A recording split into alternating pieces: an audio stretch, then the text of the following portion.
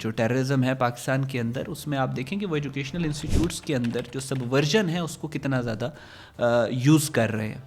اور آپ کو یاد ہوگا 1971 میں جو پاکستان کے خلاف جو سب سے بڑی دنیا کی دہشت گرد تنظیم مکتی بانی تھی، جس کو انڈیا نے کریٹ کیا تھا، جس کے 10 لاکھ سے زیادہ گوریلا فائٹرز تھے، وہ اس کا اوریجن کیا تھا؟ Dhaka university.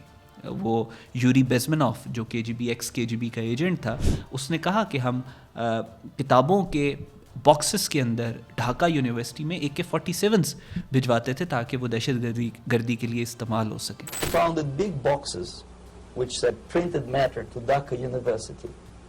Dhaka is the capital of East Pakistan. And since he was drunk and curious, he opened one of the boxes and he discovered not printed matter. He discovered Kalashnikov guns and ammunition. So Pakistan کے لیے بھی یہ modern جو environment change ہو رہا ہے، اس میں آپ کے لیے ایک تو دہشت گردی سے نپٹنے کے لیے بہت ضروری ہے کہ آپ کا کریکولم سیم ہو.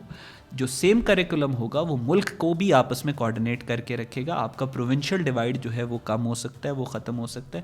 آپ کا لنگوسٹک ڈیوائڈ جو ہے وہ کم ہو سکتا ہے، ختم ہو سکتا ہے.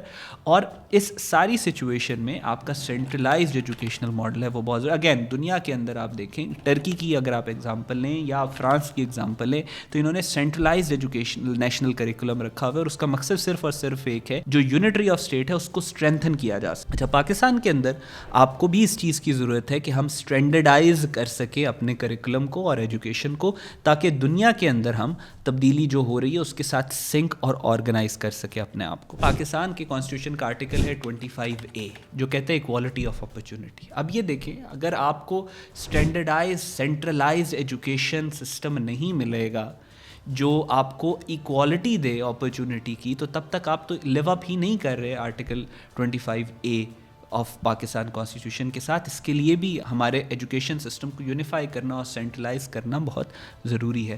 اچھا، اب جو 4th انڈسٹریل ریولوشن ہے اس میں آپ کا ایجوکیشن، انڈسٹری اور انوویشن یہ انٹیگریٹڈ ہیں اور سنکڈ ہیں، اور اس کے لیے اگر یہ ریفارم ہوتی ہے تو یہ بہت امپورٹنٹ ہوگی پاکستان کے لیے.